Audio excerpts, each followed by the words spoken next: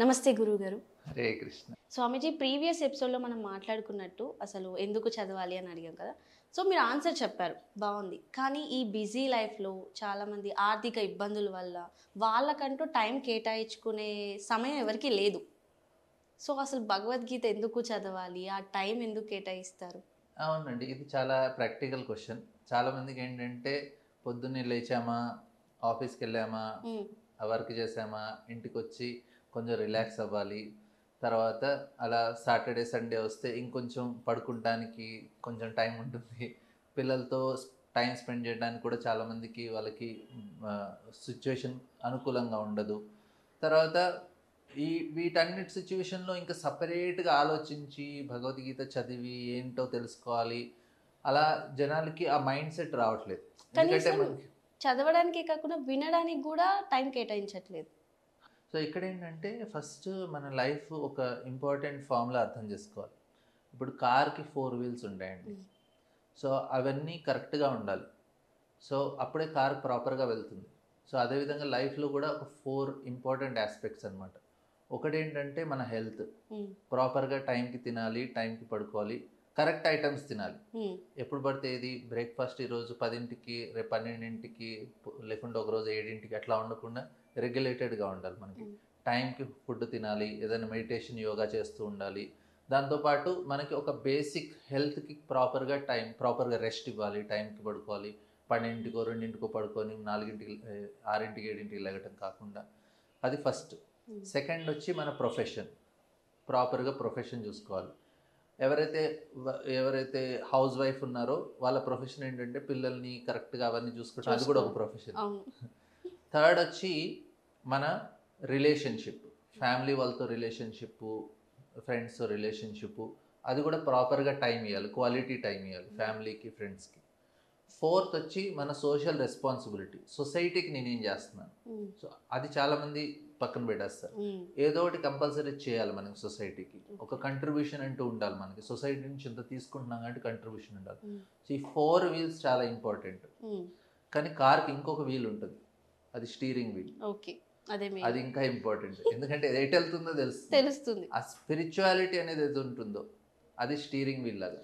Okay. So జనాలకి ఏంటంటే ఈ యొక్క వీల్ని చాలా నెగ్లెక్ట్ చేస్తున్నారు.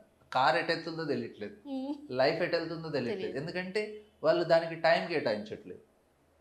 సింపుల్ ఫార్ములా మేము ఇచ్చేది ఏంటంటే, రోజుకు ఒక అరగంట సేపు నీకు నువ్వు నాయన 15 నిమిషాలు నువ్వు మెడిటేషన్ చేయి, మంత్ర మెడిటేషన్. మేము చెప్పేది ఏంటంటే హరే కృష్ణ మహామంత్రం చేయమంటాం. 15 నిమిషాల కన్నా ఎక్కువ పట్టదు మీకు. ఒక 2 మాల చేస్తే హరే కృష్ణ కృష్ణ కృష్ణ హరే హరే, హరే రామ రామ రామ హరే హరే 108 సార్లు జపం చేస్తాం. సో ఇది మంత్ర మెడిటేషన్. ఒక 15 మినిట్స్ చేయాలి. ఒక 15 మినిట్స్ భగవద్గీత చదువుకో.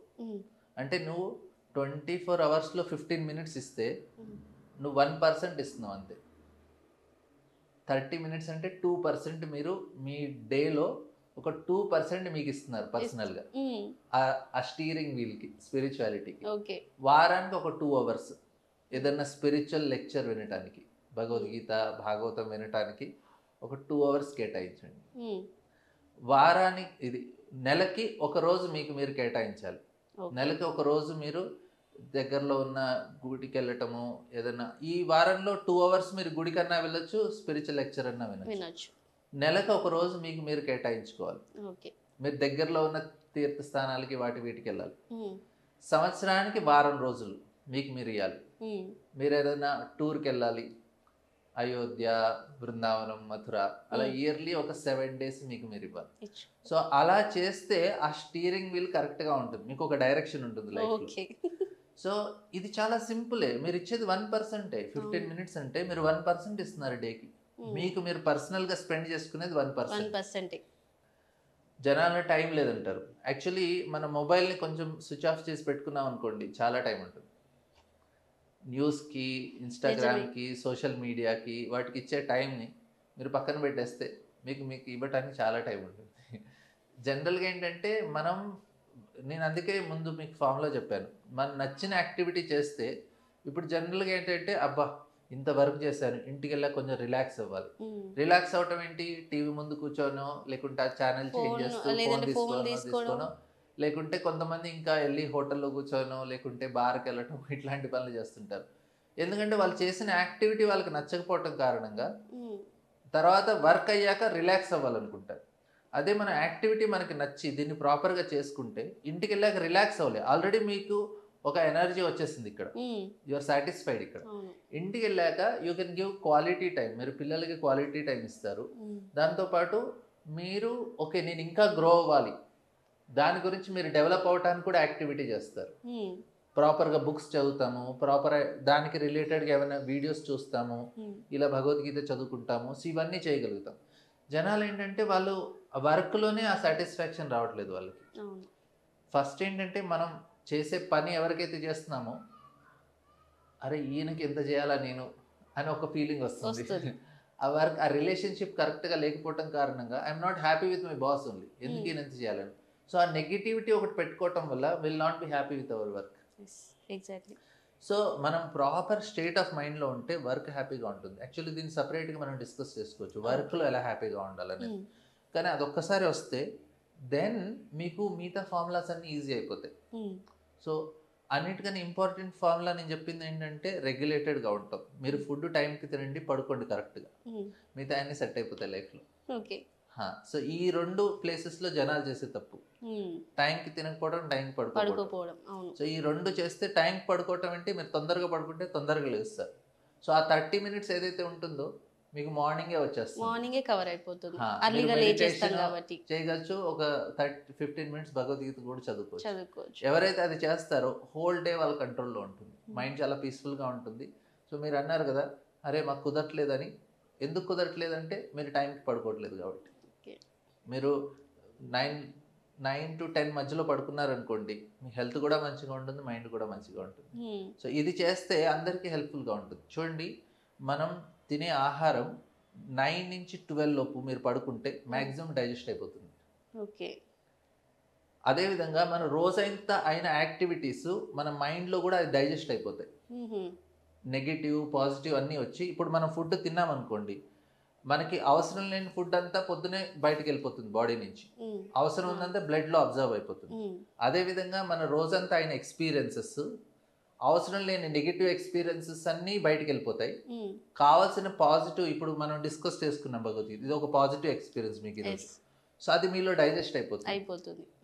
దానికి ఏం చేయాలంటే మనం కరెక్ట్ టైంకి పడుకోవాలి. 9 to 12 అనేది టైం చాలా ఇంపార్టెంట్ టైం స్లీప్కి. మీకు డబల్ రెస్ట్ వస్తుంది దాంట్లో పడుకుంటే. 12 నుంచి 12, 1, 2, 3 వరకు మీకు ఏదైతే వస్తుందో రెస్ట్, అది 1 అవర్కి 1 అవర్ రెస్ట్ వస్తుంది, ఈక్వల్ రెస్ట్. తర్వాత మీరు 3, 4 తర్వాత ఏదైతే పడుకుంటామో మీరు పడుకున్న దానికి హాఫ్ రెస్ట్ వస్తుంది. మీరు 1 అవర్కి హాఫ్ 1 అవర్ రెస్టే వస్తుంది. సో మ్యాక్సిమం రెస్ట్ 9 to 12 వస్తుంది. సో మీరు ఆ టైంలో పడుకుంటే మైండ్లో థాట్స్ డైజెస్ట్ అయిపోతాయి, మీరు హెల్తీగా ఉంటారు. అంటే ఇప్పుడు నేను చాలా స్ట్రెస్లో ఉండి అదంటే చాలామందికి ఏంటి, అరే కొంచెం రెస్ట్ తీసుకుంటాను, రిలాక్స్ అయిపోతాను ఎందుకు అనిపిస్తుంది, మన ఆ సిచ్యువేషన్ నుంచి మనం ఆ నెగిటివ్ సిచ్యువేషన్ నుంచి మన మైండ్ డైజెస్ట్ చేసుకుంటుంది, బుద్ధి అనేది డైజెస్ట్ చేసేస్తుంది. సో మీరు ఎవరైనా ఏదైనా అన్నారు, మీకు చాలా బ్యాడ్ ఎక్స్పీరియన్స్ అనుకోండి, అరే వెళ్ళి కొంచెం రెస్ట్ తీసుకోండి, ఆ రాత్రి పడుకుంటే పొద్దున్నే లేచేసరికి మీకు కొంచెం రిలీఫ్ వస్తుంది. ప్రాబ్లమ్ సాల్వ్ కాకపోయినా ఒక రిలీఫ్ అనిపిస్తుంది, ఎందుకంటే ఆ డైజెస్ట్ అయిపోతుంది. మీరు కరెక్ట్ టైం పడుకున్నారు అనుకోండి, మీ నెగిటివిటీ అంతా డైజెస్ట్ అయిపోయి మీరు చాలా ఫ్రెష్గా ఉంటారు. మీరు పొద్దున్నే లేచి ఒక మెడిటేషన్ చేశారు, తర్వాత భగవద్గీత చదువుకున్నారు, ఇంకా ఎనర్జీ వస్తుంది.